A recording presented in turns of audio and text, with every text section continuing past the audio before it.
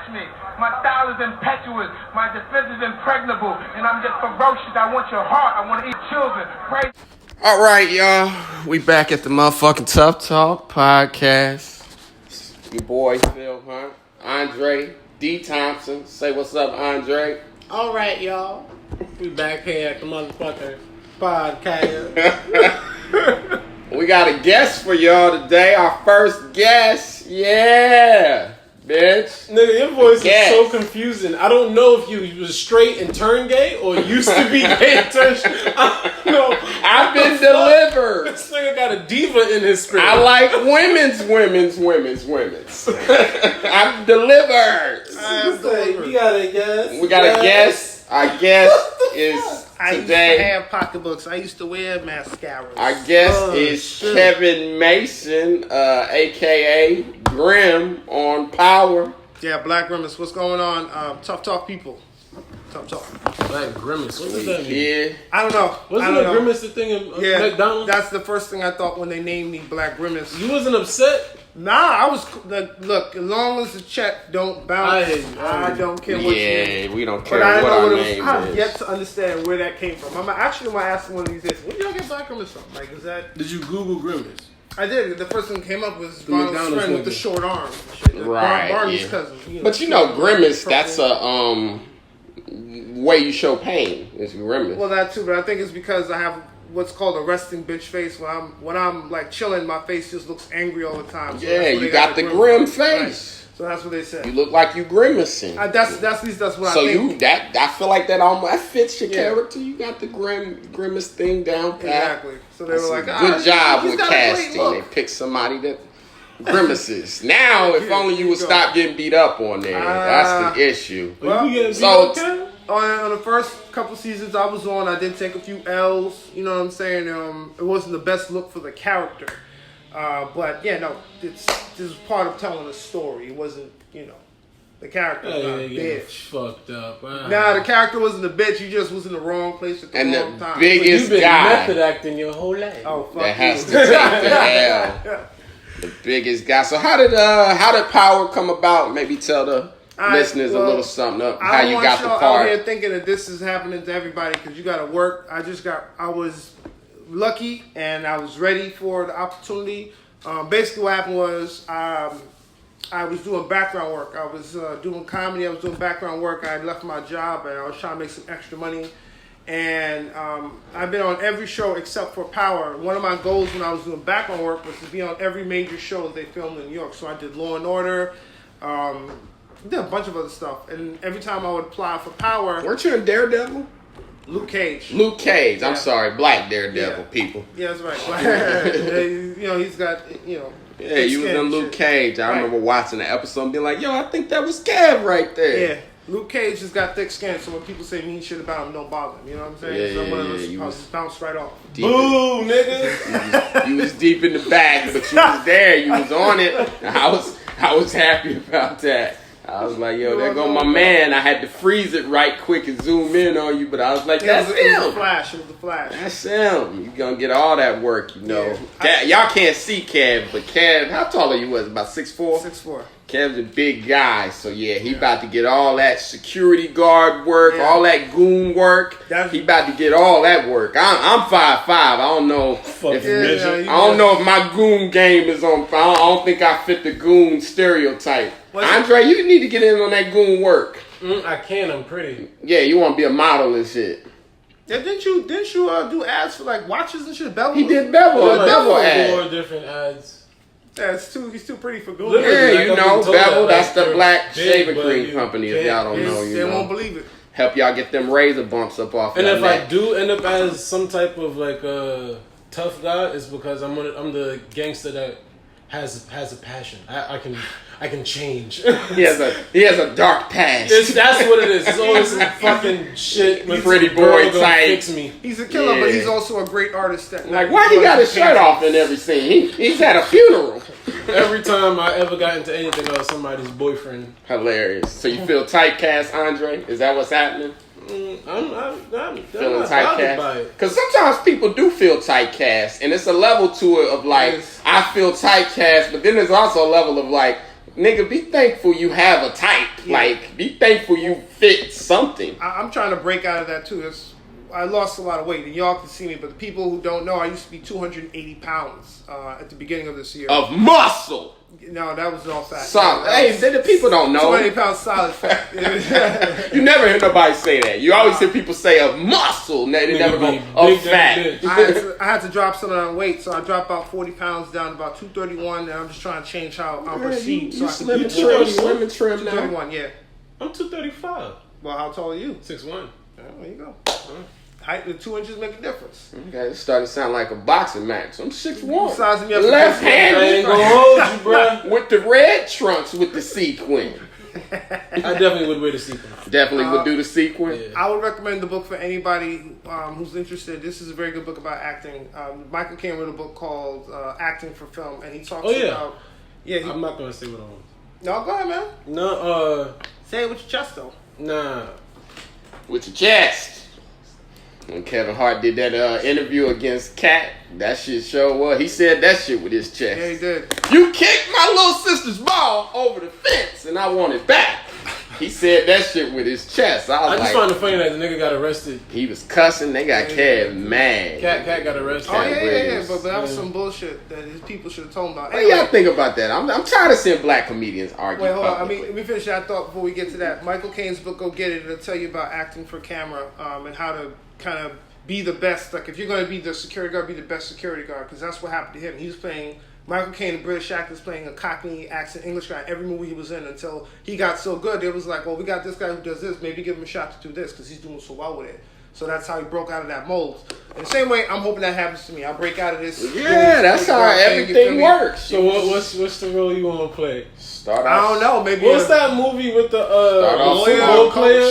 Blindside, where they adopted a big black dude. They went to the kettle and were like, And then he went to the NFL, and everybody else adopted a big black dude, and he did not go to the NFL, and they were like, God damn it. Okay, it's too late now. How did we pick the wrong one? Oh, you could do Blindside after the NFL. That movie. Man, I don't know. I don't want to be a football player. He's but a thespian. Yeah, but I'm trying to like do it all. I don't. Thespian, I want to do everything. A little everything. So. That's dope. And like you said, it's not how small your part is. It's the way you played that part. You gotta break through that. If you're somebody who stands out, then Bingo. you keep moving on up. We forget, Even one of our heroes, Chris Rock, started off as a crackhead. Sam Jackson too. He was Remember, kooky. crackhead. Do that dance, Gator. Sam Jackson was a crackhead. So if you a black actor, your road to success is you gotta start off playing the crackhead, baby. Crackhead in Jungle Fever. At her height, even Halle Berry played a crackhead. She was. Losing Jungle Isaiah. Fever. Same thing in Jungle Fever. Crackheads, and then she broke out of that. They tried to make her look bad. Oh yeah, she was in Jungle Fever. Couldn't make me a crackhead. They probably made me You a won't want to be a crackhead? That's not possible. What That's because you're big? Yeah. You would have to be on steroids. He got a full hairline too. He too much hope in his face. You would have to make me the deal, possibly. Too much hope. But yeah, Kat, I wish comics would stop talking about other comics. Like, if they do Publicly. good. And I feel like it's only black comics. It is. I don't never see I white see. comics like Dimitri Martin. But did you see that fucking special by Todd Barry? What an asshole. Right. Who would care? On the biggest You know what I mean? platform. And Yeah. then you had Mike Epps this week go on the Breakfast Club that's what I'm and saying. talk about Kevin Hart Right, and what's the other guy? The other black comic? The really funny guy. Yeah, not Faison watch. Love, No, he's Nerdist? critical of Kevin Hart. Start with a T.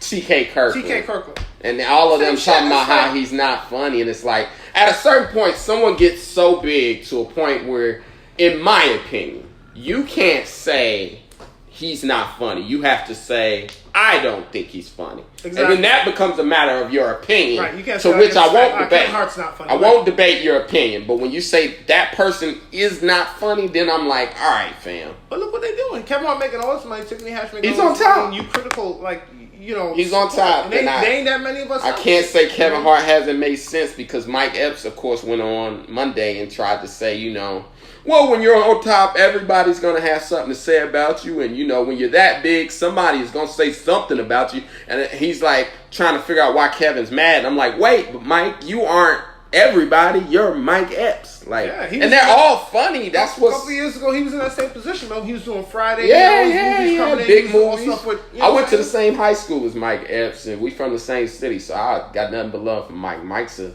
top 5 black comedian, I would say. And Mike's a great comedic actor, but it's like, Mike, stop hating. Like, who cares? Like, Not only that, but I was like happy. I was I know him, and I was happy. He commented. I was like, you think he do watch ass? Watch ass? He commented. I don't even wear them. He commented on an Instagram post about Kevin Hart not being funny, like he was some random thought.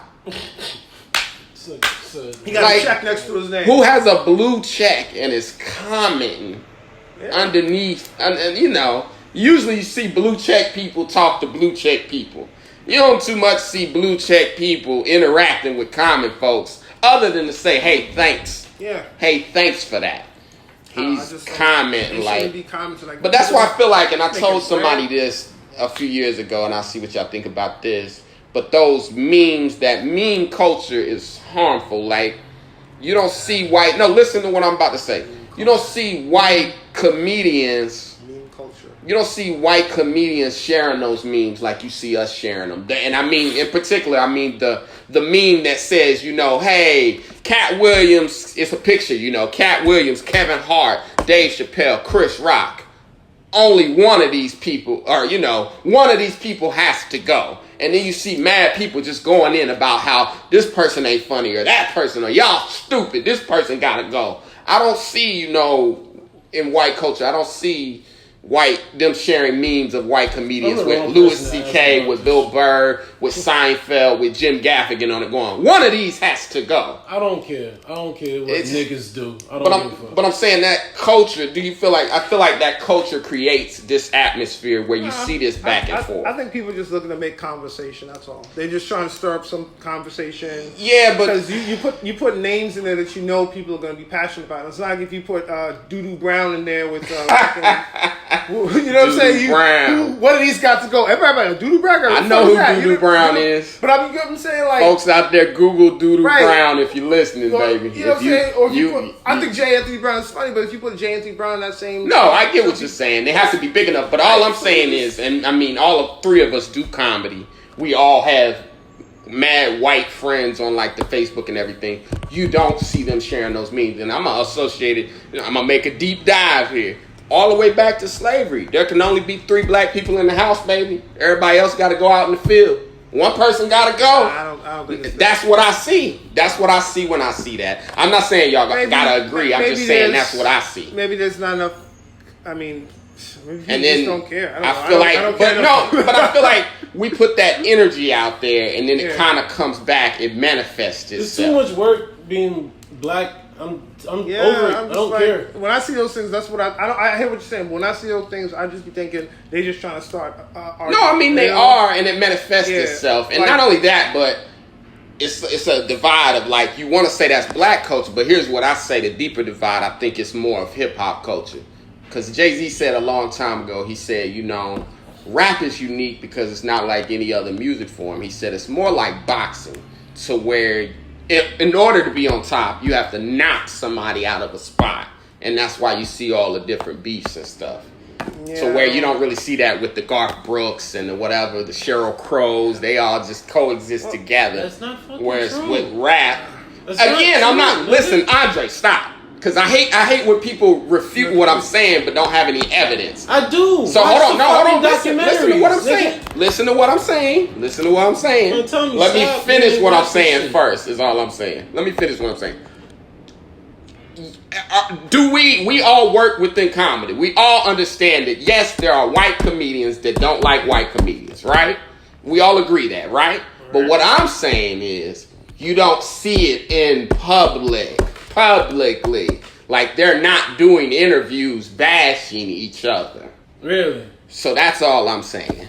And once again, wrong. Who did an interview bashing somebody? Name it. Alec Baldwin. We literally just went through a whole month of Kevin Hart at the Breakfast Club. Now, granted, Kevin wasn't shitting on nobody. He was just responding to being shitted on. Cat Williams shitting on him. Mike Epps shitting on Kevin. We just had a whole month of that. Well, what can, like I said, name the white equivalent of that? I'm sure there is, because I've heard comedians talking shit about. Again, we know comedians don't like it, but they keep It's they're smart literally enough. public. They Yeah, keep it's it literally behind public. the scenes. No, They don't made do a that. fucking episode about Who? it on FX. Actually, Who? Dane Cook and Louis C.K. Who? I just named That was 3. about- it was about joke stealing. But that was about joke stealing. That was a, hey man, I think you took my joke. Well, I don't. That wasn't a, this nigga Wait, hold on. sucks. I also think, Phil, that it's like the media, like how it's portrayed, like whenever something's a hot topic or a hot story, they talk about it all the time. But this shit was going on with Dane Cook. They talk about it all the time and then it just stop. If it's, But that was a very if they're- specific case of, I if think they're you doing- took my joke, If man. they're doing the same thing about a comic that nobody cares about, they're not going to report about it. So of course they're going to do it about Kevin Hart. Cat Williams just won an Emmy. Mike Epps is a big star. So whatever these guys say, oh yeah. But we're I'm gonna- saying we we're gonna feed push into out it more too. because, Okay. Hey, these guys are big. They're saying it. Might as well pay attention. But I'm saying That's why. we feed into it because you're saying the media, and I'm saying you even see the memes. Hey man, Eddie Murphy, Chris Rock, Dave Chappelle, Eddie Griffin. One of these people gotta go. And the other That's thing- not the media. That's us. The other thing is comedy is subjective. I could sit there, and I've told you this before. To this day, I don't find Pryor funny. Everybody's like, what? You don't? I'm like, Yeah, that's it's comedy. crazy. His comedy didn't really speak to me. Different However, type of comedy. Personal Bernie Mac, I stories. thought Bernie Mac, Dom Rickles, hilarious, man. Not Yeah. Dom Rickles. What the fuck is this guy's name? It's that leaders. Nigga said dumb. And then pulled it back. No, it's Don Rickles. Not Don Rickles. no, it's Don Rickles is insult guy, right? White guy. Yeah, white guy with the That's- insult I thought people. his last name Yeah, was that's something Don else. Rickles, and he You just like passed. Lisa Lampanelli He too. just passed. Oh God. Not really. Oh, In the beginning, and when she Yeah, I first ain't gonna lie, I started, she can't was funny in stand the beginning, her. but now it's just like I can't Kinda stand a little her. irritating. She talks about Every black dick joke too comes much. back to black Black guys dick. not having a job, Yeah, and it's just black like, dick. and Oh, then that's that black whole, dick and then all over my face. that whole white girl, black guys want me thing. I'm a fat white girl, and I know black guys want me thing. Of just like, nah, sis, we don't. We don't want your She is frumpy so much a ass. black guy though. Because even when black girls be big, they still have a little shape to them. That thing still be juicy. You see a white girl, she be Shaped like big bookcase. and still don't have no shape. You like, bitch, you built like Slimer. What's that? Ghostbusters.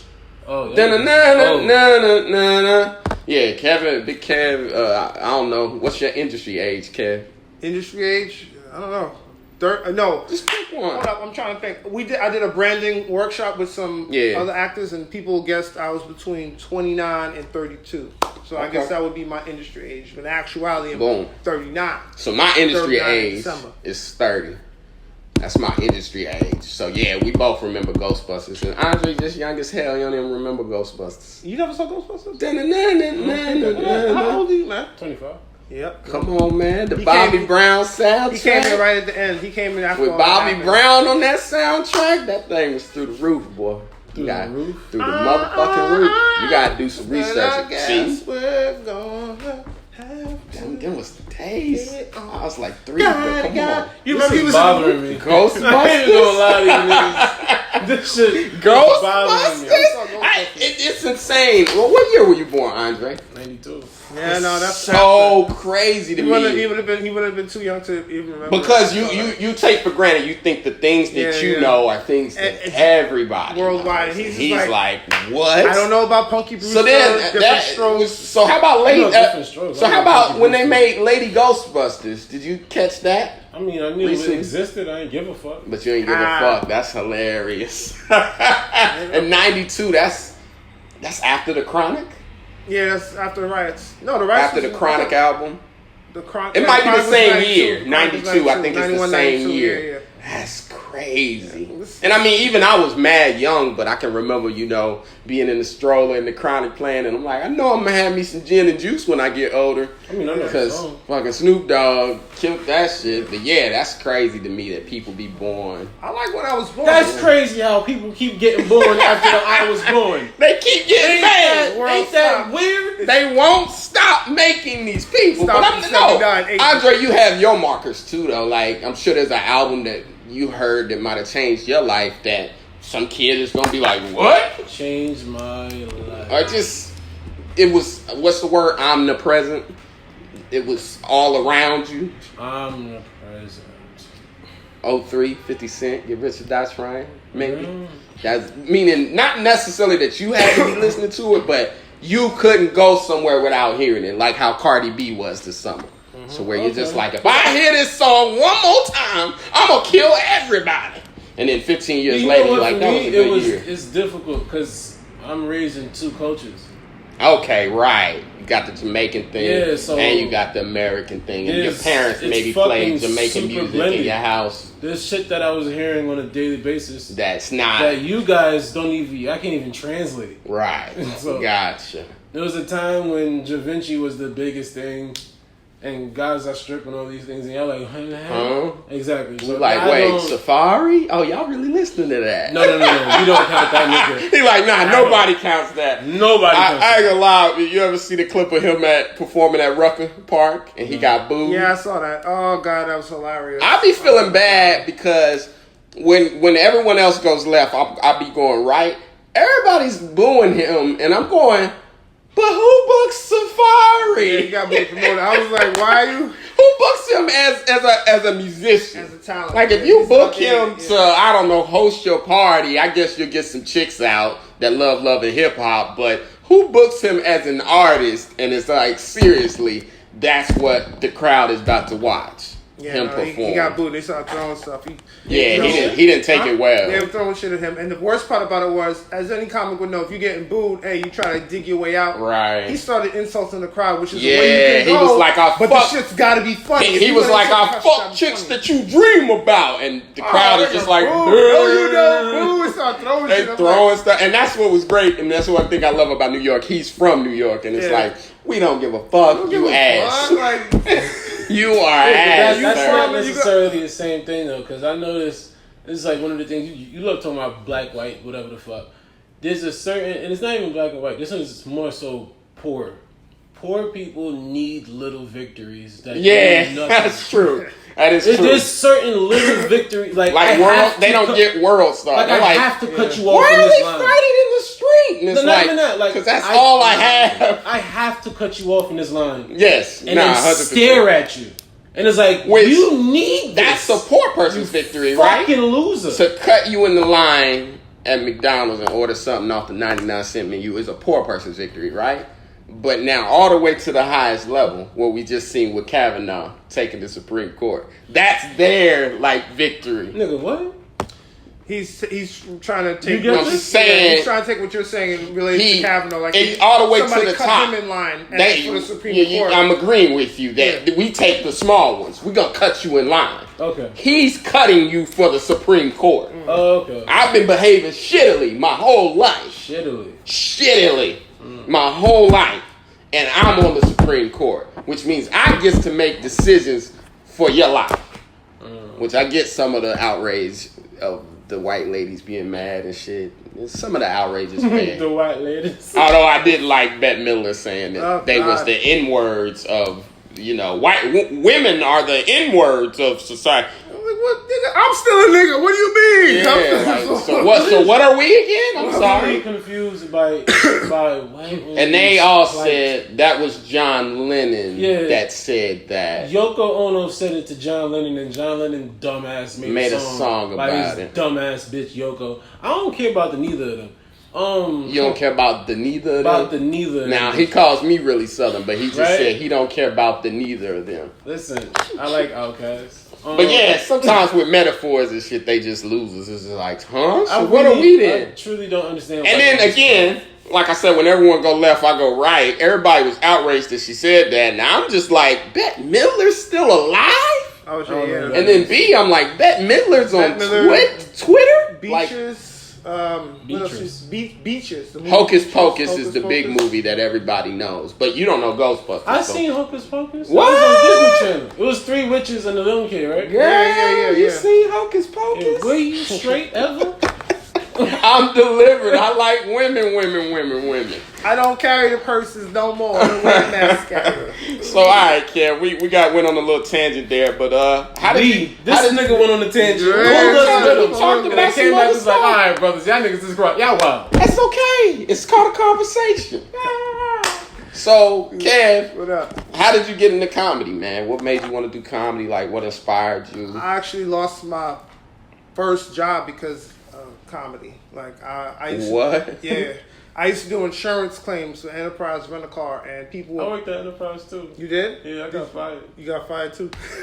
Finding out things today. Andre got fired because he never seen Ghostbusters. Nah, They said you never what? You don't know about Egon? I left mad times because of comedy. And Which ones you work at? The one is in West Village. He was like, one time I had this TV thing I was going for. I was like, I can't come in tomorrow. He was like, listen, man, we all have dreams. For those of y'all listening, if y'all don't know, we all do comedy in New York City.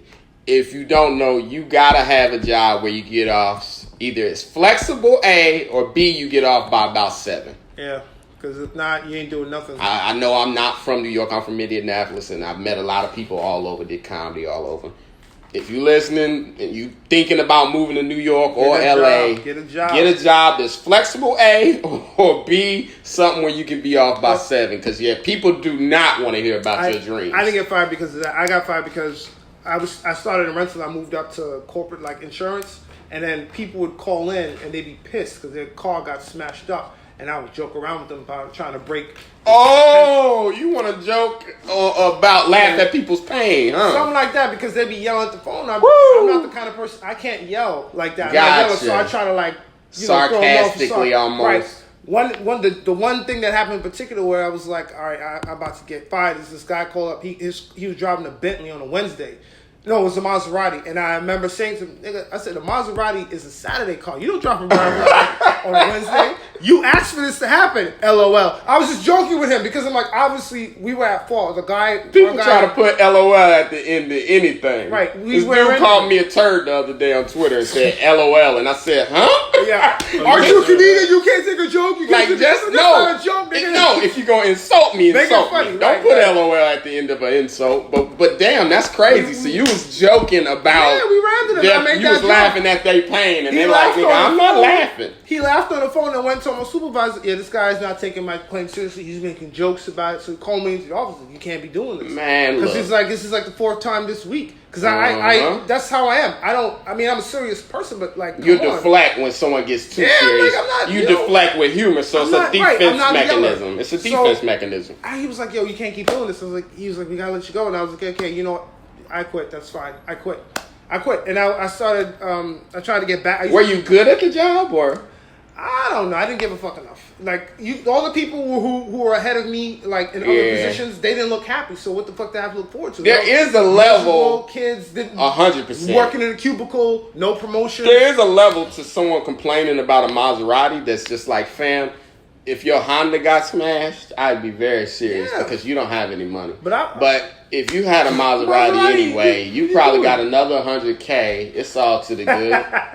You know what I mean? Like, just go, take your other $100K out and go get another car until we can figure out your claim. Let me tell you how I got ruined with insurance before. I'm going to tell you after this. What was you going to say? No, I was going to say, you reminded me of something. Your roommate actually... I handled a claim for Alonzo Bodden, and I was doing comedy, and I knew when I got the file, I knew exactly who it was. I was like, Alonzo Bodden. So I would call Alonzo Bodden, everybody. I'm from Brooklyn. Great comedian.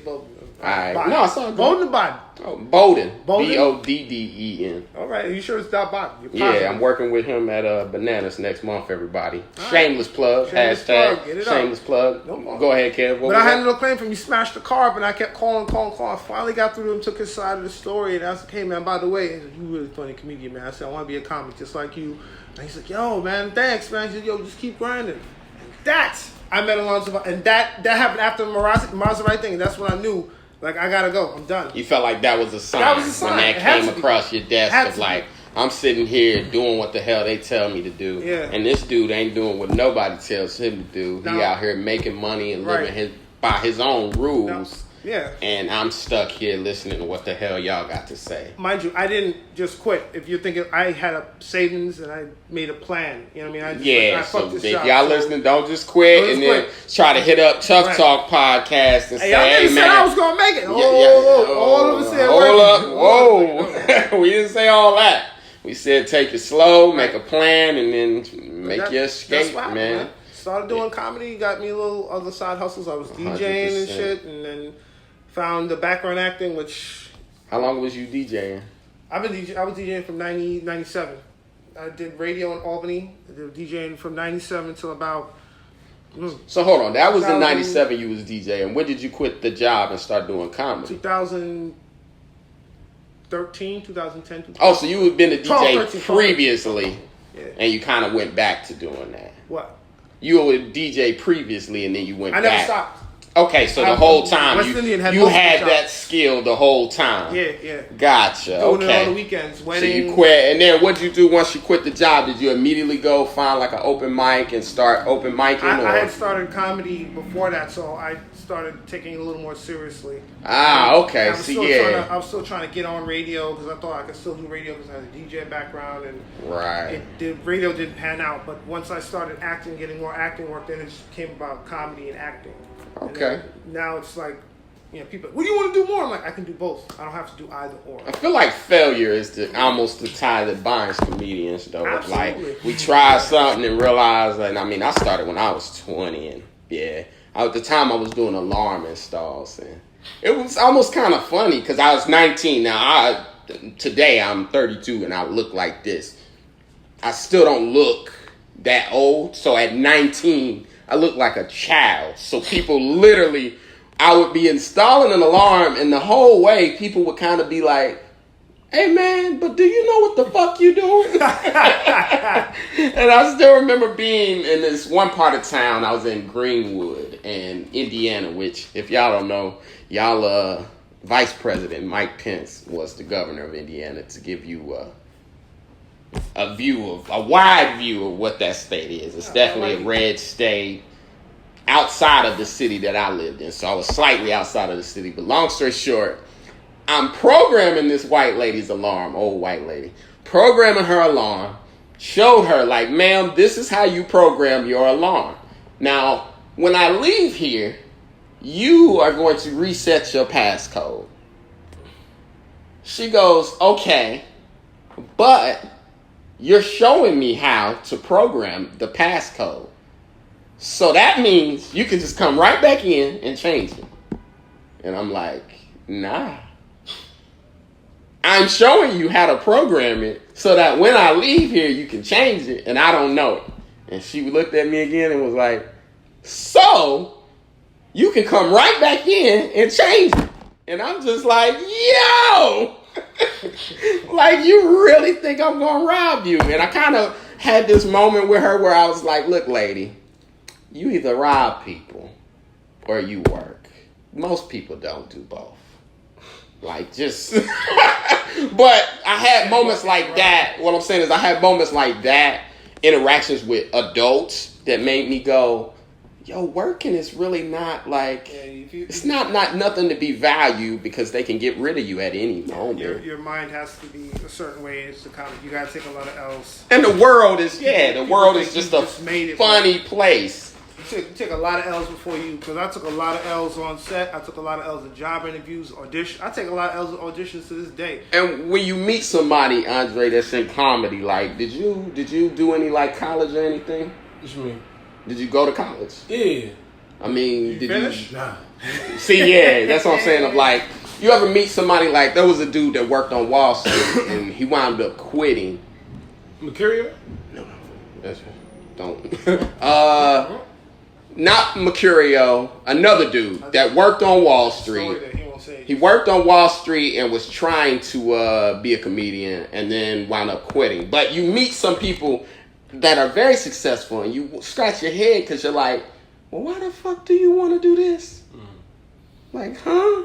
And then when they go back to doing what they do, you're like, because you got choices. But with comedy, I feel like we're all bound by, most of us don't have choices. Family is a little strange or whatever. But yeah, I think you gotta have some kind of like something messed up or something in you, because not everyone's born like Seinfeld. Seinfeld was born and got successful despite himself. You watch his special on Netflix. He talks about even if you're successful, you have to be willing to put yourself. Seinfeld actually has a genius quote, one of the most genius ways to ever break down the reasons why some people make it and some people don't. With comedy, Seinfeld said, you have to need to do comedy, not want to do comedy. So the people that I see that just do it twice a month or whatever, I realize they want to do it. And then there's people that I see 7 days a week and they done hit 3 mics in a day. That motherfucker needs it. And if you probably talk to them, there's probably some deep, dark shit underneath. A lot of comedians feel about struggle. You don't have messed up shit that happens in your life, but everything, I realized that this was for me because everything I dealt with, I never dealt with stress by getting angry. I always make a joke or something. She like, so somebody fall down the stairs, I'm like, that shit is funny. Like, yeah. You see how the shoe came flying off after they landed. Like, you see that little funny part that made the shoe hits the window. That thing funny. Even myself, I went to 10 different schools, and I was a military kid, and everywhere I go, somebody be like, he's kind of funny. So you got struggle too in your life, right, man? Just because you light skin and you young, got a full hairline, I mean, you don't got shit that bother you, right? His struggle is not ever seen Ghostbusters. He's thinking about it right now. He's like, I gotta watch this goddamn Ghostbusters. It's actually pretty good, man. I'm telling you, you might like it. So that was how you got into comedy. Who's a few people that inspired you? Like who's your... So I already said Don Rickles, Bernie Mac. Oh yeah, you did say that. I had some others too. I watched a lot of Def Comedy Jam, but again, my life, I didn't, people's like, yo, you talk so proper, and I'm like, I didn't grow up the way they did, so it's different for me. Like a lot of the hood comedians or the urban comics, I didn't get it. Hard to relate. Yeah, because I'm like, I grew up in the hood, and that's the thing. It's just like, how much times you gonna mention the club? Yeah. Like, I'm not. Yeah, be in the club again. And then New York urban comics too. And this is a funny thing about New York is that you can be a local joker within New York. Like people think you can't because it's such a big place, but them cats that climb on stage, where the Haitians at? Where the Jamaicans at? And I love watching them outside of New York, brutal. You see them like, just say in Boston and they're like, where the Haitians at? And it's like, hey brother, ain't no Haitians here. There's 2 and they're in the kitchen. Right. And then my favorite thing is when the comic just has a straight line when they don't even have a point and they're just like, you ever see a Haitian? Woo! Goddamn! Haitians be Haitian, boy. You be like, goddamn, you Haitian. And it's like, what was the point of that? I seen a Mexican, he had on a sombrero. I was like, goddamn, you Mexican as fuck. And it's just like, he's a Mexican. Yeah, so you get a lot of that out in New York. Some of the urban comics with bad habits. There's some good ones too, though. Obviously, the Smokies, the Rob Stapletons. No, but Smokey's great. Bill Rob Cosby, Stapleton. Eddie Murphy was funny to me, and actually Steve Martin. I thought Steve Martin was hilarious, man, as a kid. That's all I could really watch. We couldn't afford cable when I was a kid, so that's all how I really got to see because they came on TV. He retired, Steve Martin, but yeah, I looked up some of his stuff on YouTube. Yeah, it's hilarious, man. I think when you get to that Eddie Murphy level, because he was selling out arenas and shit too, and just was like, whatever, I did that. Let me go acting, and like even Eddie said, well, stand up is like being on the front lines, and he was like, so I'm a general now, and I work in the boardroom, and y'all asking me to go back on the battlefield. He's still funny, and I bet you if he ever did stand up again, he would crush it. Oh, Eddie's the most, when you break down like comedic skills, being able to do voices, telling jokes, singing, all that shit, his attributes would be the highest of anybody. Eddie's uber talented, obviously. Bill Burr, Patrice O'Neal, to end the list off. Let's get to the motherfucking tough talk portion of this, man. Where'd you go to school, man? Where'd you grow up? I grew up in Park Slope, Brooklyn. Park Slope, Brooklyn.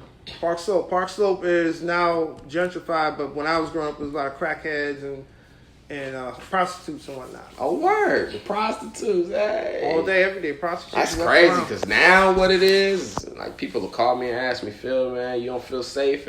Or do you feel safe? And I'm like, yeah.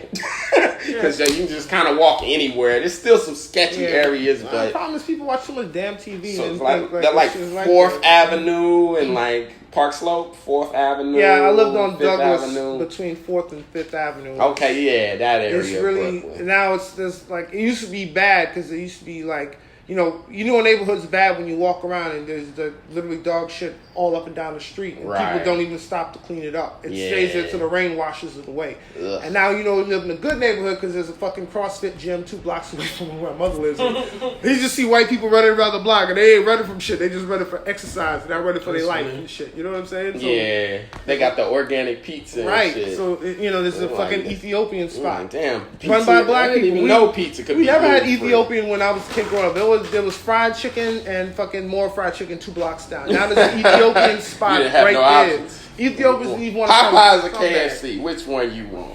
Popeyes. Popeyes. Absolutely. Popeyes is good. I don't know that. Dry ass biscuits though. Andre's with the health shit. Andre said hell. Yeah. Nah, no. this better chicken, nigga. That's There's really better about chicken. it. Okay. KFC has this grilled chicken now, but This better. You more of a chirping chicken kind of dude. I've had that once. I'll never go back. He said KFC has better chicken. I ain't forgiving KFC for the double down. That was was terrible. 2 pieces of We're gonna take 2 pieces of fried chicken breast with cheese in I've between, seen that. and it's a sandwich. man. I'm like, what the fuck is this? Like, You might as well It's put. American food. You might as well Who the put. fuck- that's Nah, not a it ain't sandwich. that bad. Come on, fam. Listen Don't to blame this. that on 2 pieces of America. chicken. We just got rid of What the is bread. American cuisine? That's a good point. Hot dogs, nigga. But that's at least Burgers. in between bread. Yeah. These Motherfucker. fools took That's 2 what American food pieces is. of chicken and put a piece of cheese between it. It listen. was like, come and get it. You southern. We don't You want been you to to these waste your fucking. time What with is it bread. called? The festival, whatever the shits y'all be having. The neighborhood. They Oh, be San frying Diego. Oreos. Yeah. Oh, the frying fairs. cookies. You talking about fairs? Yeah. Like that's American food. They Like, do let's not get it act in. like Fried this shit is. Twinkies, fried He Hawaiian said, let's punch. not act like that was too crazy. on, dog. He That's said, what he said Americans that's a do. logical progression Yeah, for from America. frying a Twinkie and eating Come it. the fuck on. And that- Frying Oreos. That double down shit was around for a while. Too. Andre in his help. Andre is turned off by all this Well, conversation. you know what He though? said fried Twinkie. Andre like, oh no. Nah, he's right though. You gotta watch Nah, what you he's put right, into your he's right. body, man. Like this shit is 100%. like, you know, I mean, all the health problems we have, diabetes. I literally laugh at soul food. I call it the art of making vegetables not vegetables. They put candy and oil and butter and more candy And sugar. bacon Don't and forget sugar the sugar, baby. on vegetables, and then wonder why they auntie keep dying. Well, she Yeah, ate that was kind of the hidden joke a about soul sugar food vegetable. was that it was a movie about her dying From eating from the the shit. same shit Yeah, that they would yeah, eat yeah, every yeah, Sunday. yeah, yeah. And then once she died, they came to the house and ate the same shit in her honor. exactly. And like, yeah, there's a this is level of what soul Mama food. would want. This Of is like, what she would want. this is what they fed All to of the us- slaves, and it's like, well, we're not slaves anymore. But yeah, you gotta change how So you. yeah, you was healthy in food. Park Slope. That's where you grew up. Yeah. Do you remember your first fight, man? Well, I didn't. You ain't getting no goddamn fights. I can hear it in your voice. Nah, I didn't get in a lot of fights. He's right. Can I hear it in his was. voice. I couldn't fight. You know. Yeah, What I mean? I knew a nigga enunciate. like this when I was growing up, and he was just a friendly guy, friendly with everybody, from the teachers to the fucking Nah, kids. I mean- This nigga- He negotiated his way out of fighting. No, well, what happened is I got bullied a lot, but I couldn't fight, so I ran. That's why I didn't get into fights. You had to catch me to beat me up. Oh, If okay. you could catch You was a me, sprinter. right? If you could catch me, then you Then earn we whatever would whatever fight. beat down is a fight. But I ran. First choice was run. The first choice was not to fight. Fight or flight, damn it. The first fight I ever had was in elementary school, and it was a girl. Her name was Sophia. Shut the fuck up, Andre. Shut the fuck up. About what Andre. you said, first grade? I was probably second. or Wait a third minute, you grade. said her name. Are you sure it's safe for you to be saying her name? Yeah, because I don't remember her last name. I'm saying she might come Vargas. beat you. She might come beat your ass again. I don't know. How you know she beat my ass? I mean, I fought a girl. I mean, I'm about to say. Wait a minute, I'm saying way too proud. I'm saying way too proud. Yeah, you're a little too proud, Hold on, homie. hold on. This was first grade, people. We don't here at the Tough Talk. We don't No, condone fights no, we past don't. 16 with It girls. was third or fourth grade. Okay, and third or fourth grade. What happened? What did she? She was one of them girls that like she was witty. You know what I mean? She could throw them shits, and I She was had them jabs. right. I wasn't as sharp with the jokes, and she would say shit, and then she would start putting more shit on top. And of if shit. she was cute, then it made it worse. yeah, she was kind of cute. When they're too. She was cute, kinda- that make it worse. You're like, oh, come It was kind on. of cute. So like she was saying shit, then all of a sudden it came around and said, "Man, I bet you I could whoop your ass. You ain't gonna do nothing about it. I bet you know. I bet you're too scared to meet me outside school and fight me. I'll beat your ass in front of everybody." I was just like, Oh, when you're wow. that age, it's like everyone's like, "Ooh, Yeah. what you gonna do?" And I was like, "All right, fine." We met outside. It was terrible because I didn't know how to throw a punch. So the first punch I hit her was the broken wrist punch. I just hit her like that. Oh no. The one punch and it got You me look two like wrists. you was delivered. Yeah, no, what's funny was I didn't know how to fight, so literally I went outside and I thought, Yeah, your I first seen fight, you don't know. You just I seen the imitating what you saw. The boxers put on boxing gloves, so I took out Yeah. my winter gloves and I put them on before I started fighting. Oh, because I thought no. that's what you're supposed to do. Let me ask you this, because this is a thing people forget about. This is a thing people forget about, like elementary school. Girls got their growth spurts first. So they were bullies for like 2 grades. Yeah, she was second grade. She was the same height as I was. She was the same height. Okay. But I hit her once, and then that was the fight. Like all the kids gathered around, they were amped up. I don't know if they thought they were going to see Mayweather hit her whatever, once? but it was one punch that one of my friends came like, all right, just because he could tell when I threw the punch. Broke it up. I threw the punch like I was like I don't know like scratching my wrist. I'm trying to give your hand. Right, the people who are listening, you got to bend your wrist like you have to scratch it, and then that's how I threw my punch, just like that. Yeah. And they were like, he was like, nah, you good. And you had your glove on, and then your man broke it up. Yeah, he was like, this is nothing happening here. It was over. But for most of my life, I ran. She didn't hit you? No, she didn't. Not one punch. Not one punch. But because of the punch I threw was so terrible, everyone said she wouldn't fight. So you caught your first L on a technicality. Yeah, you took an L on the technicality of just not knowing how to punch. Andre is just shaking his head. It's terrible. Y'all can't see Andre. Andre is so disappointed in Kev right now. I just bad.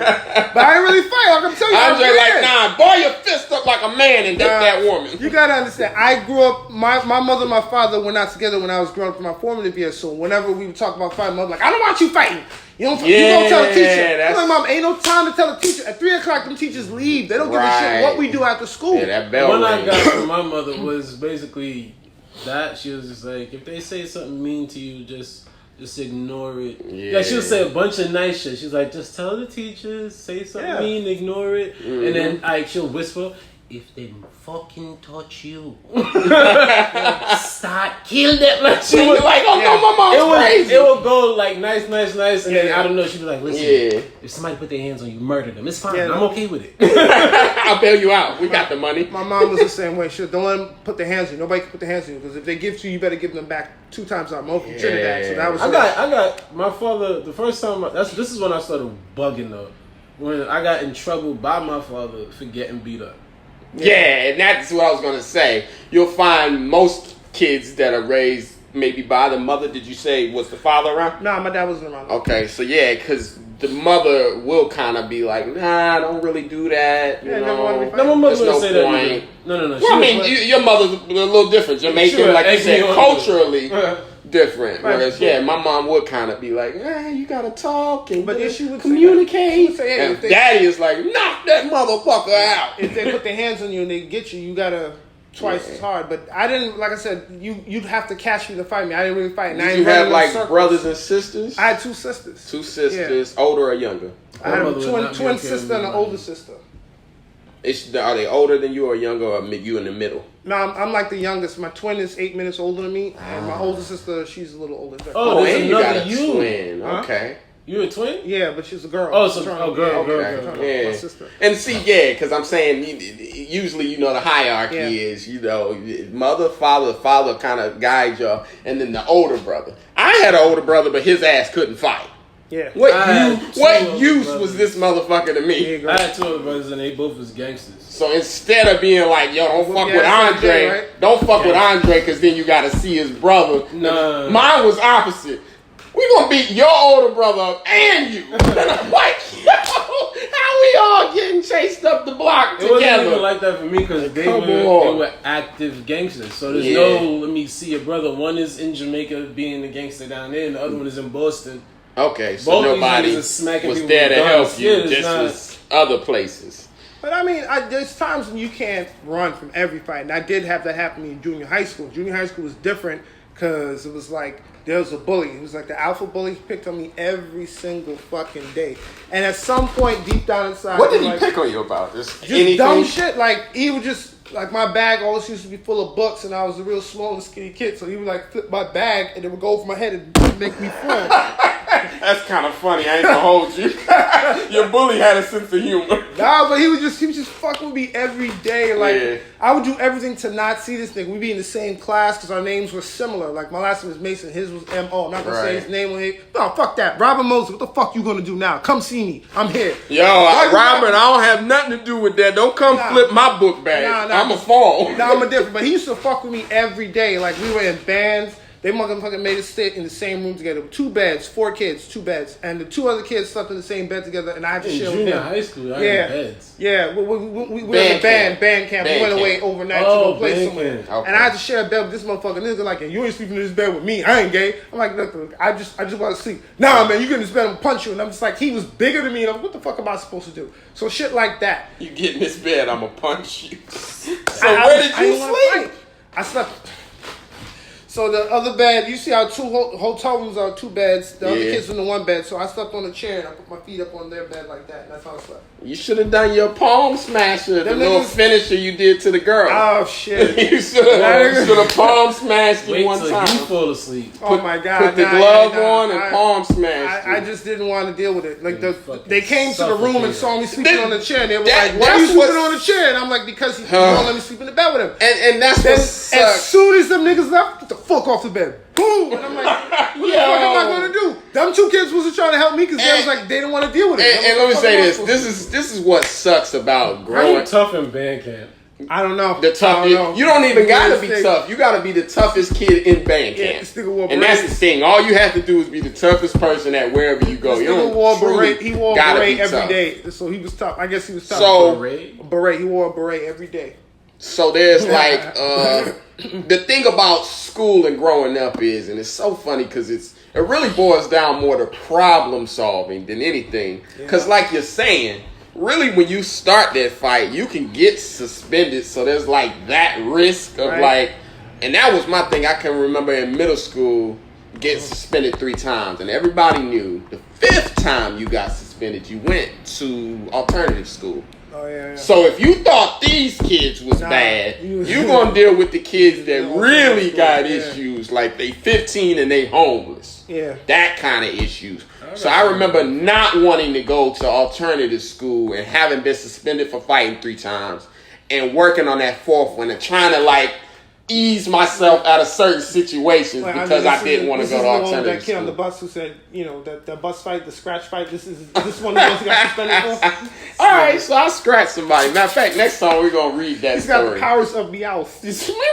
Like, yeah, like you said, you didn't fight him because you didn't want to be but- suspended or get in I trouble was from afraid band of it. camp. No, I was afraid of No, this no. nigga. Like, I was- See, but that's what I'm I never get saying. suspended. Not- Get this not- nigga out the room. I'm afraid I'm of not him. saying that you're not afraid, but I'm saying also on top of that shit is the fact that you'll get in It trouble. wasn't even on my mind. I was just about... Just dodging them punches. I didn't want to get hit. I was afraid of him. But So- it came to a point when we in the 8th grade. Did you fight him? I did. We came to a point we were in 8th grade, and he just been doing this every day for like since the way I went to school is I went to the 6th grade, graduated, and went to junior high. Junior high was 2 years.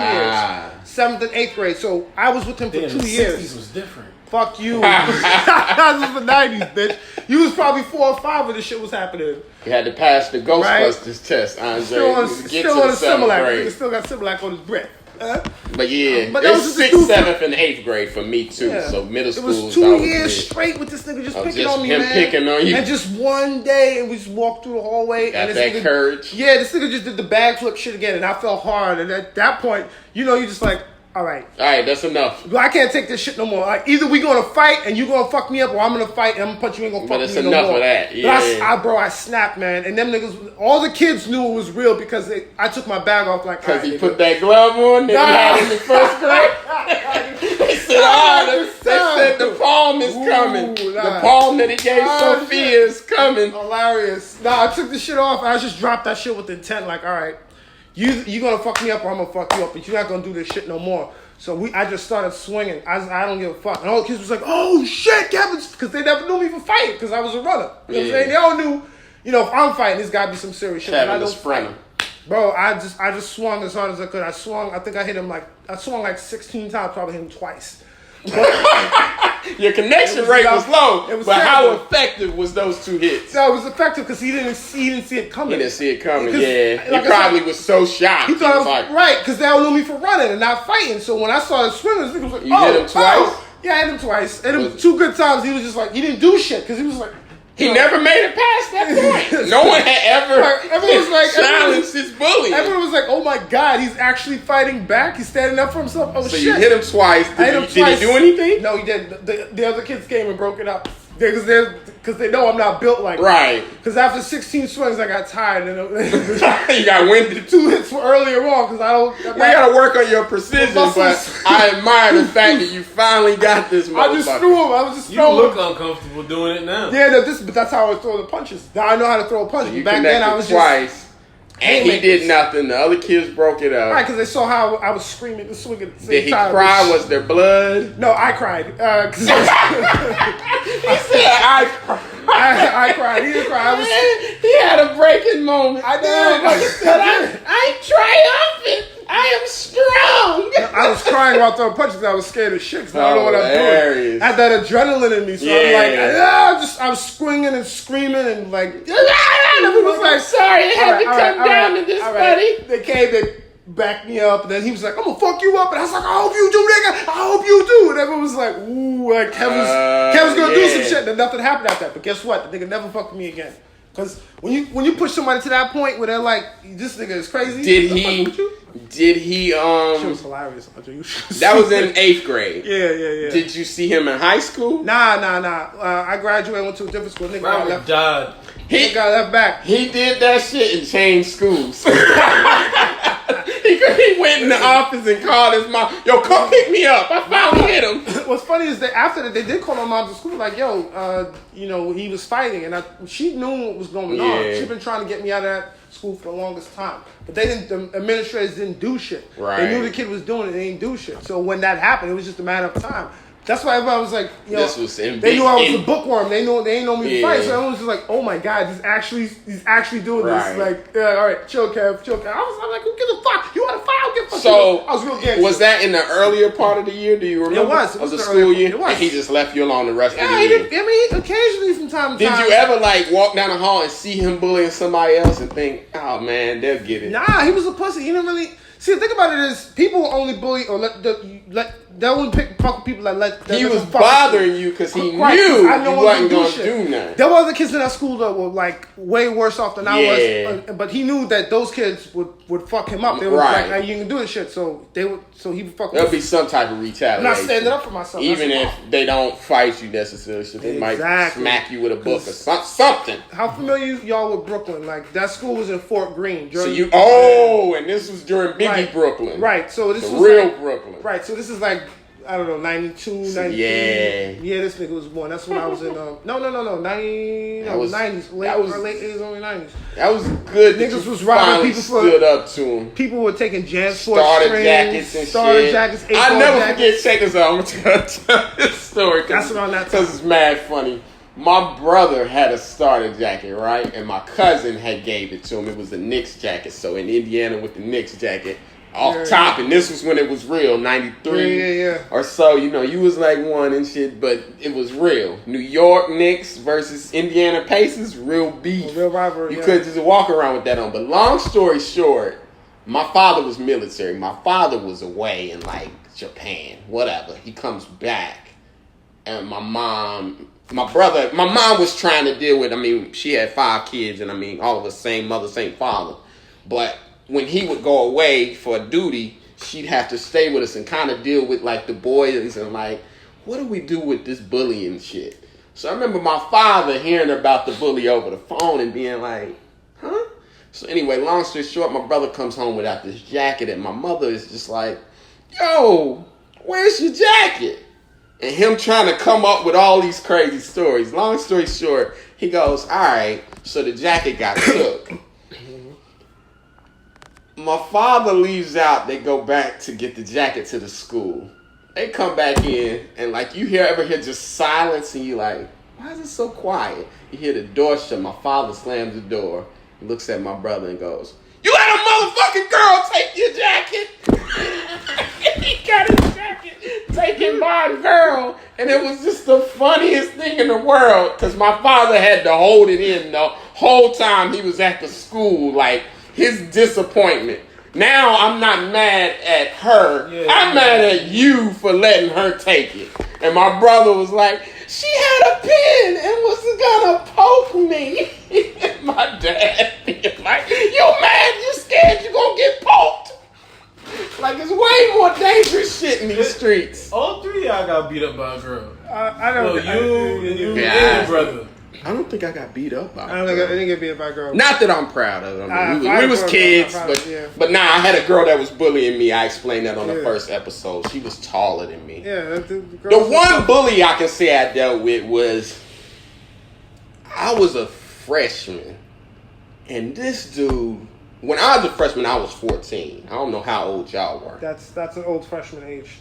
No, that's a young freshman age. Usually at 15. 13. Usually at 15. Well, see, again, you just said your middle school, your high school, or your middle school This was... nigga retarded. Shut up. His high school was 7th, or your middle school was 7th and 8th grade. Yeah. So it all matters where you go to school. Uh-huh. But that was a young freshman. Long story short, but whatever, it's 4 years, right? Most people are 15, 16, 17, and then 18 as a This nigga senior. graduated high school at 20. Continue. Anyhow, I'm 14. This dude was 19 Okay. and was like a junior. Oh my god. And it got to a point of like, damn, fam, every day you gonna poke me in the head. Every day you gonna be like, this nigga never had no pussy.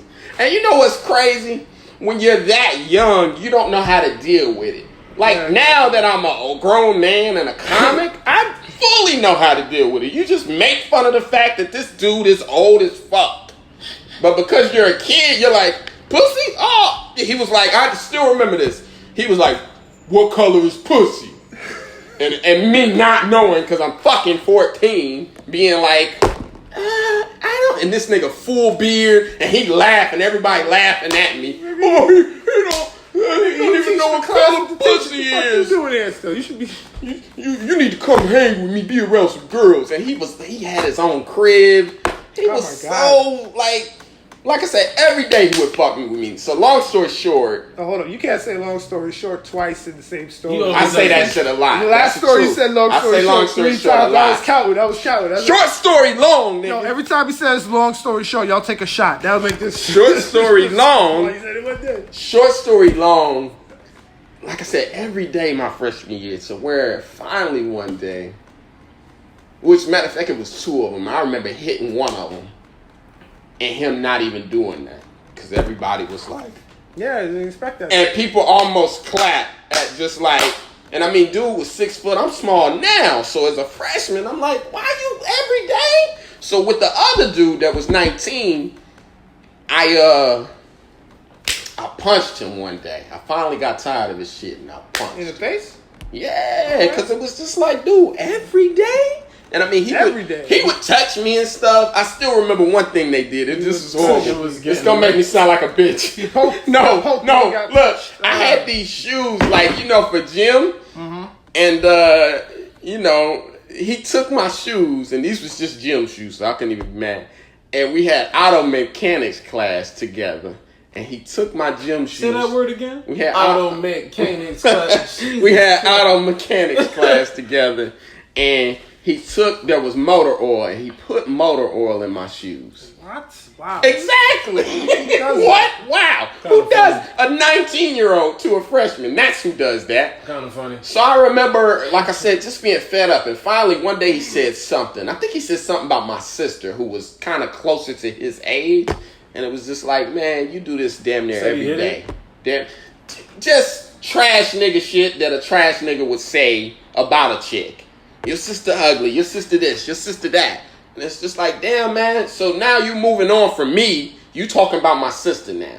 So the very next day, I think I built it up inside myself the whole night. You know how you can't sleep? Fist balled sleep. He was powering up, dragging. Yeah. I had to level up. My fist was balled. I was asleep like, yo, I'm gonna get this nigga. And I remember coming to school. Matter of fact, I think the next day he wasn't even there. Because he was one of them niggas. He would come about 3 days a week. Next day. Then it wasn't every day. So I'm walking around. Well, because he wasn't there. But I'm saying when he was there, he was fucking with me. But yeah, my fist ball, the motherfucker wasn't there the next day. So imagine how mad I am now. I done waited 2 days to see this nigga. I finally see him. He says something, and I just, bam. And you know what's fucked up? I was so little, and he was so big, that he kind of just looked at me when I hit him. And everybody in the locker room kind of was seeing like the fact that he would fuck with me every day, to where when I left the locker room, some people did like a slow movie clap of just like, fucking Phil finally hit him. And I'm thinking, all right, nothing ever gonna happen about that. You was a man, you finally hit this motherfucker. Man, I come to school the next day, I'm in the locker room, and you know how everything's cool. Then you just hear this motherfucker go, with your little bitch ass. You thought I was gonna let you get away with that shit? Look, and this is so crazy, such a freak accident, but he had a class ring. And you know you buy your class ring when you're a senior. He was a junior, but had a class ring for some reason. And like I said, he was 19. He had felt mad times. He goes to smack me, and I literally turn around, and that motherfucker hit my tooth with the ring. And I mean... So that's why that tooth that color? That's a whole nother thing. Dental issues. Dental issues, but it broke my tooth. Literally. And I remember just running out the locker room of just like, damn. And being afraid to tell, because it's like, I don't want to be a snitch. But then I remember there was this real big dude named Peter. And I mean, Peter looked like he had got out of prison. And Peter was like, man, I ain't gonna lie, Phil.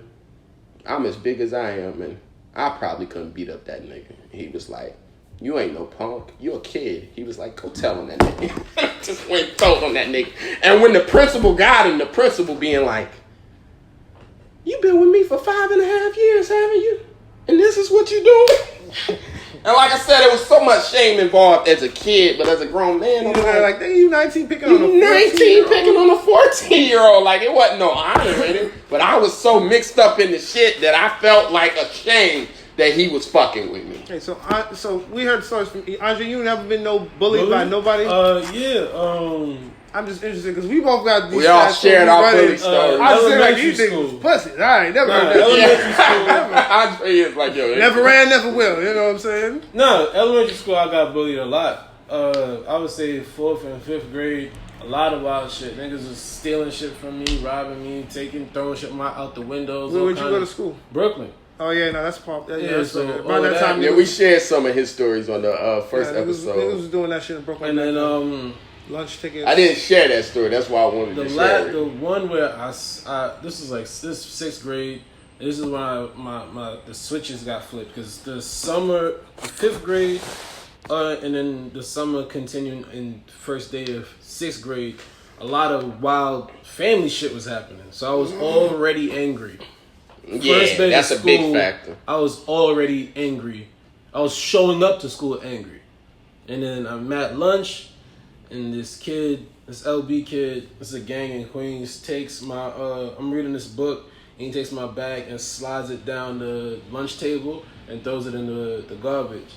And I just lost my shit and grabbed the kid, and I kept banging his head into a fucking machine, the little vending machine. Niggas bleeding, leaking. I got cuffed that day. Like, I just lost it. I was hitting everything that came next to me. I punched two people that was just walking past because I'm like, I don't know if you with this nigga. I just started swinging. Everybody was now, as you listen to this, he hits everything in sight. Doesn't he sound like someone who fouls a lot in basketball? I hit everybody in sight, man.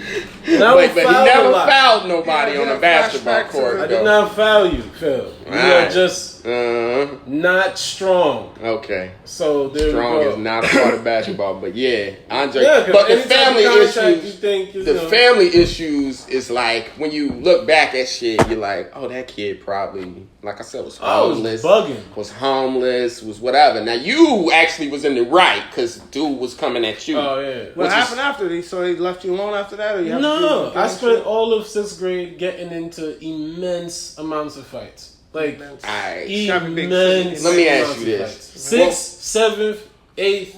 I ain't stopped fucking fighting until probably 10th grade. What was 11th. Yeah, because they started putting cuffs on people in high school, so it got real. You had to find a better way to negotiate your shit. To which is funny, because there's a difference between fighting in school and fighting on the streets. I remember fighting in the streets and thinking, is anyone going to stop this? Nope. And that's why you don't want to fight in the streets. Nobody's going to get involved. And at school or whatever, it was someone you had to see every day to where boiling point shit kind of happened because you had to see somebody every day. But when you fight in the streets, you realize, damn, nobody gonna stop this. This is what y'all niggas ain't going through because y'all old. So, and you old and country. So you have nothing. I missed it all. They ain't go through this shit at all. Where you go to school that's next to other schools that's literally 5 minutes walking distance away from each other. Yeah, that's New York and then shit. that's the shit you ain't go through because you lived in the fucking cornfield. And then you ain't go through this because you ain't have phones or technology. So they will have schools that's right next to each other. Yeah. I'll fight this nigga that's in a gang if by fifth period, by fucking time I get out of class, 3 niggas from this IS-59, the IS school, this high school, another gang, this thing, and then I come out of school, this because everybody they're got all waiting on you. They can all niggas meet is up. outside. So now I fought you in school, right? Now I gotta fight you after. I got 2 more fights. And then I live in an MOB neighborhood, LB neighborhood. When I get home, I might have to fight again. I was just fighting, fighting, coming back. For people who don't know what that means, you explain what LB and MOB stands for. Lost Boys, Money Over Bitches. I don't know how these are full how gangs. These became gangs. These are actual things with OGs. I mean, niggas and then, that's 50 years old. If they had somebody advising them, they would understand Money Over Bitches is actually, you shouldn't say that because you're cutting in half the fact that you could have more gang members if you allow bitches to be in. You see what I'm saying? So, that's just bad marketing. I mean, this shit used to happen when I was in school. I don't know about Phil, but he grew up. It was worse time. Your time is worse because they could communicate. Which is one thing I'm grateful for that we didn't have world stuff. I mean, we didn't have world communicate. Like niggas would just cut and go get their man. Or you like son a pigeon or something. Yeah, they would just cut classes. Hey yo, this nigga kept fucking bugging. We be there at 3 o'clock, and But you had to take the risk of cutting. People like he used to said, get jumped group and chats then be waiting shit, outside. that's dangerous. And he was waiting outside. But I'm glad all my fights was pre-world stuff. Yeah, I mean, I don't know that shit, when people sharing a link of you getting knocked I didn't have that. Oh, come on, man. That's a different level of shame. That's like school shooter. I got to get the gun. They got new fights on it every day, like Sharkeisha. Still world star. But imagine a person being knocked out. I feel like we should do updates on But I did have some of my fights.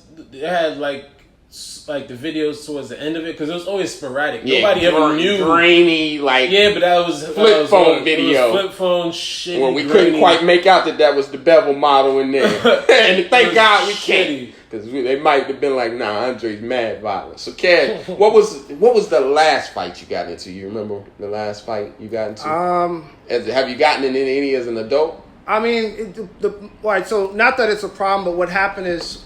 I was a late bloomer, so once I hit high school, I grew to about 6'4". See, yeah. I mean, it would happen, but it wouldn't happen. I went to Dewey, John Dewey High School. Kids from Lafayette would when I was a freshman, run up and try to rob me, but it wasn't really a fight because there'd be 3 or 4 of them, and I'm not stupid. I'm like, hey, take what you want. I'm not gonna fight you, but. When I started putting on little man, nobody really fucked with me. Yeah, see, I always envy that position because it's just like, damn. And at that point, I was in great shape from all the running and shit, so I didn't have to worry about the other side of it, I guess there's a limit. Because there's a limit to body thing. All right, so if you're really fucking big, like massive, people leave you alone because it's just like, what the fuck is that? Right. But then if you're just big, people are like, what the fuck? Because I remember I got into a couple fights where people were like... You mean tall and skinny, maybe? Yeah. Tall and skinny to where you maybe don't get the same benefits. You gotta be... not even that, because that was the other side where I remember...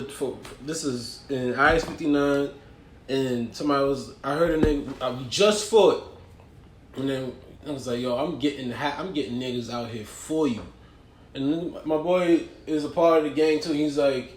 For what, nigga? Y'all just fought. Right. He's like, I don't give a fuck. I'm tired of this nigga always walking like his chest tired of him. He said always walking around with his chest out. I'm getting niggas for him. Right. And then my boy goes, he just big. It's not his fault. He's not doing anything. He's not flexing. There He's just a muscular kid. There was some of that I can remember even in school, and then even later years it got worse because everybody had guns. So it's like, no, we got the pistol for your big ass, and it's like he's not doing anything. That's he's just big. Yeah. To where you'd even see some big guys be like, I'm not trying to punk nobody. Yeah.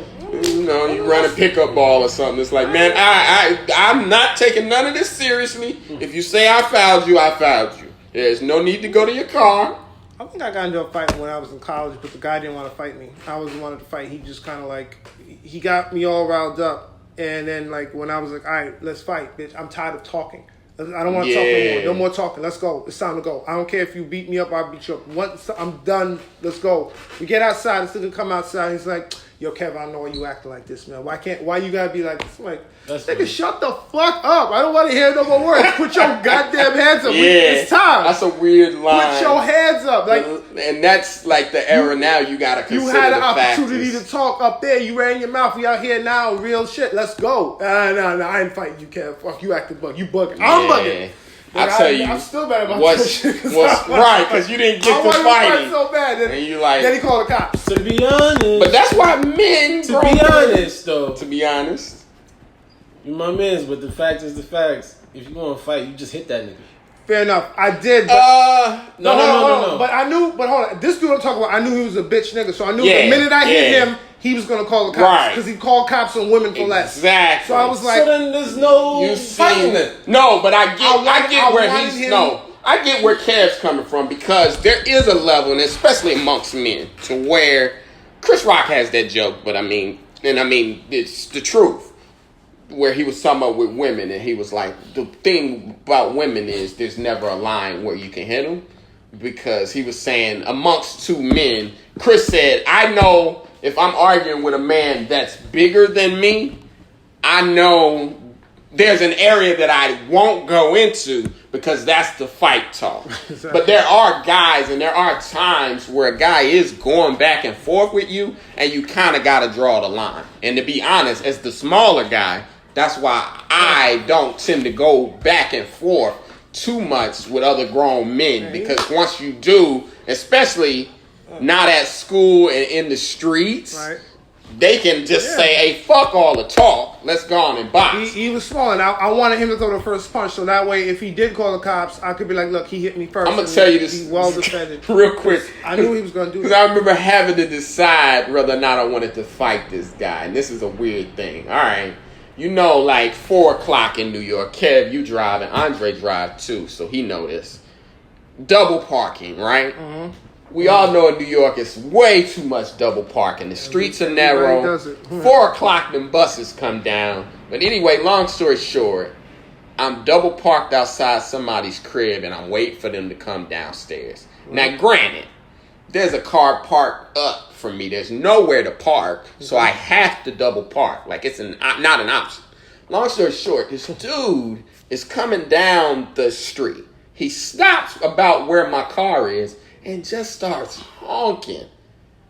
And I always feel like when we're in our cars, we in a bubble to where, you are. you know, it's almost like the internet of just like, I can say whatever, I'm in this car. Right. So I get out of the car to basically to try to neutralize and humanize the situation of saying, hey man, I am double parked, but just the same way the other 10 cars came by, you can come by. Yeah, I don't know at that point if he's honking at me or if he's honking because he wants somebody from upstairs to come down. Like I said, I'm double parked, so he can get by me. Other cars just did it, and he saw him. He's just honking. I get out the car, and I'm like, hey, man. Hey, man. Because at that point, I'm annoyed. I'm like, hey, man, you can get by, and I'm trying to show him because I'm figuring maybe he's a rookie driver. Mm-hmm. When I look in the driver's side, I see like a young kid, and I'm just like, hey, you can get by. I'm trying to guide him on some nice, like, you getting on my nerves, but come on, man, you got it. Go. You're not going to hit my mirrors. Out the other side of the car comes a nigga just mad. I don't know who this man is. Basically, he explains to me through anger. This my son. I'm trying to teach my motherfucking son how to drive, and you park get the fuck out the way. And I'm just like, right then I had to make the decision. And I started to go to my trunk and just get the tire iron out and be like, fam, because it was one of the moments of like, hey man, you're basically punking me, man. Yeah. I'm double parked. Other cars have come by. You're right, like my car is here, Andre. His car is here. It ain't nowhere near my car. All right. And I'm thinking, God damn, man, am I gonna have to kill the brother man? Kill the other man, not the brother man. And right in that moment, I just said, all right, man, I'm gonna move the car. I circled around the block. It came back, and I just felt like a bitch the whole way. Because I'm like, he had room. You know, you get back in your car, and you talking to yourself, he had plenty of room. I don't know why he did that to me. Because I'm realizing, yo, this man's son is in the car. And I'm like, I think if he'd have been alone, I'd have fought him. But because his son was, that was a level of like, you gotta be crazy because you're willing to be this crazy in front of your son. Yeah. And I just let her have it. But yeah, man. That shit happens all the time. I'm about to grab somebody up in New York, man, do some dumb shit like that, man. We stopped at the red light. This crazy white dude must have been high on some shit, gets in front of the car, and while the light's green, and I blow him, beep, beep, hey man, come on. He turns to me, gives me a little finger, goes like this. I'm like, fuck are you doing? It's too much. What are you doing? Just one finger wouldn't have done, but the two, fingers. and then he did that. It's like, all right, fam. Me, my wife, and her friend on the car. I'm like, fuck is that? Beep, beep, get out the way. He goes like this. I'm like, oh, just like that. I was like, okay, so you want to go? All right. So I started getting out the car, and they're like, no, just chill.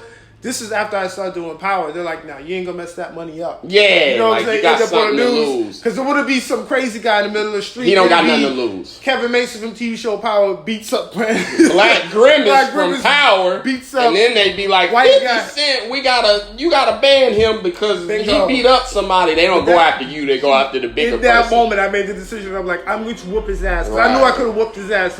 He was on some shit. Like how when Kurt Metzger got in trouble, they were like, Amy Schumer, and it's like, she don't got nothing to do with that. Yeah. Like, well, you know, I got into what, 2 things in my adult, I think? It's crazy. Because you got to realize some people got nothing to lose. And I'm just like... One was this cab driver, Indian dude. Them niggas, I don't know why they still allowed to drive. They're car gangster. Once they get out the car, my brother. But that's why I said, that's why I try to get out of my car. I'm on the sidewalk. And this dude is trying to park his car on the sidewalk. And looked at you crazy. He's driving, and I'm walking, and he hits me, and the mirror breaks off on my leg, and he's like, "You broke my mirror." I'm like, "Wait, it broke, bro? Yeah, it broke. Or it like snapped? No, it snapped off." So you don't be fouling people, but you breaking mirrors? See what contact with Andre does? He broke a car mirror. And he's like, "You broke my mirror." I'm like, on my leg, you hit me with a car. You hit your car. And like, don't be ridiculous. Flipping talk. He's like, "Hey, you fucking pussy." I'm like, what? He's sitting in his car, yelling out the window. And then I snapped. I walked up to the window, grabbed him by the back of his head, and smacked his head into the fucking steering wheel. Now he bleeding. He was like, "I'm calling the cops." I just dipped. I ran. Phil Hunter's not associated with none of the crimes. Oh, wait. How long ago was this?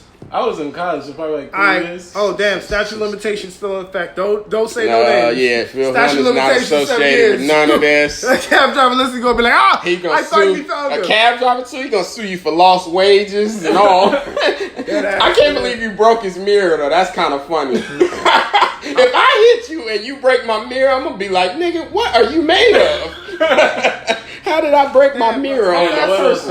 How fast was he going? I don't know. He had some speed though. Like he was driving on the side. So, yeah, there's real moments in life, like I said, as an adult, where you gotta be like, damn. And then when someone shows you that it's worth less to them than it is to you, you gotta be like, all right, fam. Like I said with dude, that was me. I felt like such a bitch driving back around the block. But it was just like, yo, fam, if he's... This nigga tripping, man. Oh, I was going off. In the car, windows rolled up. I was like, what a dumb motherfucker. That's why black people don't have nothing. Mm-hmm. You know you got punked when you go there. That's why black people don't have nothing. Because we treat each other like this. When I was at this party and I got jumped, that's... When I decided to not fight anymore is when the niggas, I had lost the shoe already and I'm outside.